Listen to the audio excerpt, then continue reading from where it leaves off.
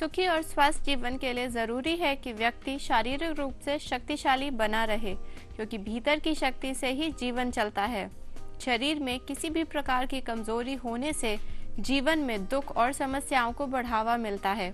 शारीरिक रूप से कमजोर व्यक्ति बीमारियों की चपेट में जल्दी आ जाते हैं और मानसिक रूप से भी परेशान रहते हैं। कमजोर पुरुषों में जहां एक प्रकार की हीन भावना घर कर जाती है, तो ऐसी लड़कियां और महिलाएं किसी के आकर्षण का केंद्र नहीं बन पाती। कहने का तात्पर्य है कि बेशक व्यक्ति का शरीर मोटा और तगड़ा ना हो, पर ऐसा सुडौल और मजबूत तो होना ही चाहिए कि कोई देखे तो देखता रहे। नमस्कार, मैं निधि आप सभी का स्वागत करती हूँ आरोग्य में। तो चलिए प्रोग्राम की शुरुआत करते हैं और स्वागत करते हैं अपने वैद्य दीपक कुमार जी का। तो वैद्य जी, कार्यक्रम में आपका बहुत बहुत स्वागत है। नमस्कार। नमस्कार। अब हम जानते हैं कि कैसे बन सकता है शारीरिक निर्बलता रहित एक आदर्श जीवन।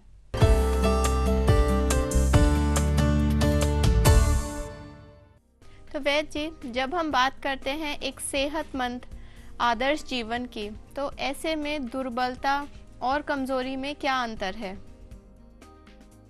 निधि जी, दुर्बलता और कमजोरी, इसका मतलब है कि हमारे काम करने की क्षमता कितनी है। यदि हम स्वस्थ से शरीर से बहुत लंबे चौड़े हैं, लेकिन जरा सा चलने पर हम हांफने लगते हैं, श्वास फूलने लगता है, काम करने की क्षमता नहीं बचती, शरीर जल्दी थकने लगता है, तो ऐसे आदमी को हम दुर्बल मानेंगे।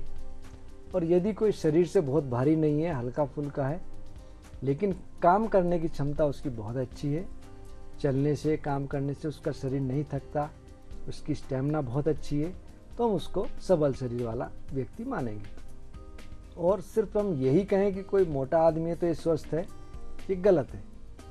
आदमी की पहचान हम इस बात से कर सकते हैं कि उसकी क्षमता कितनी है काम करने की। यदि वो काम सुचारू रूप से कर सकता है, थकान उसको इतनी जल्दी नहीं सताती, भूख प्यास उसकी ठीक है, उसकी सारी इंद्रियां काम कर रही हैं, उसकी सारी धातु ठीक हैं, रस रक्त मांस में अस्थि मज्जा शुक्र सब नियमित रूप से सुचारू रूप से कार्य कर रही हैं, तो हम ये कह सकते हैं कि वो आदमी पूर्ण रूपेण स्वस्थ है। जी, देखा जाए तो दुनिया में लोग दुर्बलता और मोटापे दोनों से ही परेशान हैं। तो चलिए, खान पान से तो हम मोटे हो जाते हैं, लेकिन दुर्बलता के क्या कारण हैं? बहुत ज़्यादा तनाव, पूरा आराम न मिलना, पौष्टिकता से भरपूर भोजन ना कर पाना, समय पर भोजन ना कर पाना, और किसी न किसी काम में बहुत ज़्यादा उलझ जाना। उसके कारण हमारे शरीर की धातुएं भी और अग्नि भी मंद पड़ने लगती है, थकावट जल्दी आने लगेगी, चिड़चिड़ापन बढ़ेगा, और सुबह सो करके उठने के बाद हम अपने आप को स्वस्थ महसूस नहीं करते। तब ये मानेंगे कि इसमें आदमी में कमजोरी आ रही है। थोड़ा सा काम करने के बाद उसकी इच्छा हो कि लेट जाए, इस काम को ना करे, अगर करता भी है तो शरीर अशक्त होने लगे, थकने लगे, सांस फूलने लगे, तो उसको ये कह सकते हैं कि अब ये रोग की अवस्था की ओर बढ़ रहा है। तो वैद्य जी, शारीरिक कमजोरी के बारे में हम आपसे और जानकारियां लेंगे। फिलहाल एक कॉलर है हमारे साथ, तो देखते हैं क्या समस्या है। जी। हेलो। हेलो जी, आपका बहुत बहुत स्वागत है। अपना नाम बताइए। मेरा नाम अश्विनी है। जी, कहाँ से बोल रहे हैं अश्विनी? मैं पूर्णिया से बोल रहा हूँ, बनारस से। जी, बताइए अपना प्रश्न। मैम, मेरा एक 16 ईयर्स है जी। और वो मेरे चेहरे पे जी। छोटे छोटे दाग, मतलब दूर से देखने में तो पता नहीं चलता है, लेकिन पास से देखने में चेहरे पे दाना पता चलता है। जी। छोटे छोटे और खाली गाल पे ही है और कहीं किसी जगह नहीं है। जी। अश्विनी जी, आपका पेट साफ रहता है? पेट तो साफ रहता है, उसके लिए ली-52 लेता हूँ मैं, ली-52 DS। ठीक, इसके लिए बहुत ज़्यादा अच्छा होगा अश्विनी जी, आप खाने की खुराक ठीक रखें। खाने में, भोजन में चाय, मिर्च मसाले, जंक फूड, तले पदार्थ, इनसे बहुत बचें। पेट साफ रहे, इसके लिए ज़रूरी है कि जैसे आपने कहा कि आप ली-52 लेते हैं, इसको ले लें, त्रिफला ले लें, गुलकंद ले लें, प्रवाही का हर चूर्ण ले लें और जैसे अनुकूल पड़े सब्जियों का सूप, फलों का रस, फल ये ज़्यादा सेवन करें।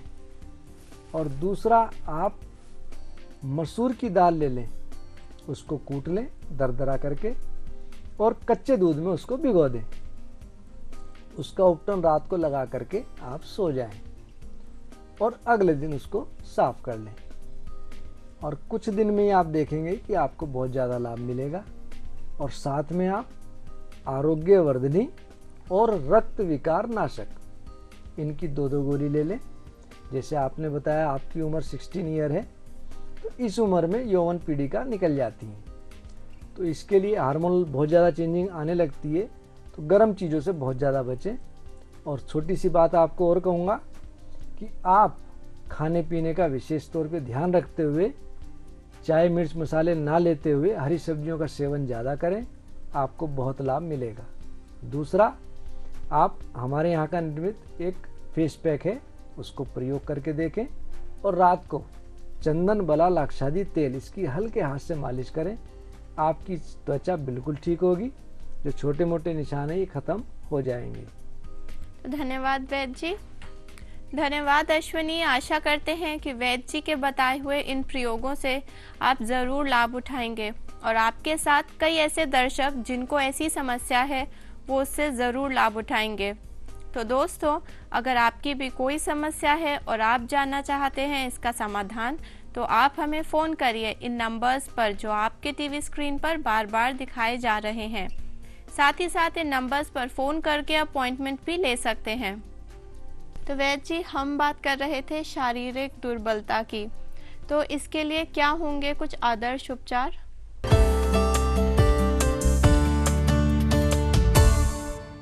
इसके लिए एक छोटी सी बात ये कहूँगा, दूध दही और शाक फल, दलिया खिचड़ी खीर, गाजर हलवा शहद ग्रत, राखे स्वस्थ शरीर।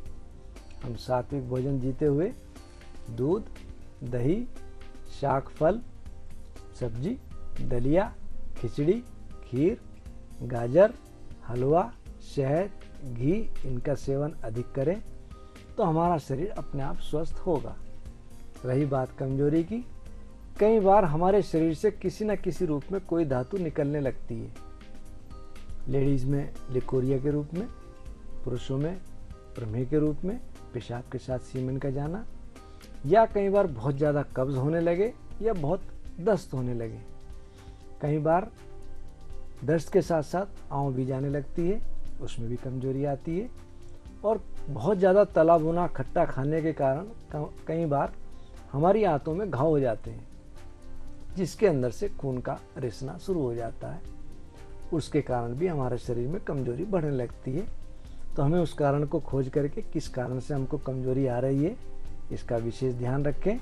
और साथ में दूध घी इन चीज़ों का प्रयोग बहुत ज़्यादा करें, समय पर भोजन करें। और एक सबसे अच्छी बात, यदि हम सुबह प्रातःकाल 4-5 किलोमीटर नित्य रूप से घूमें तो हमें किसी दवा की आवश्यकता नहीं पड़ेगी।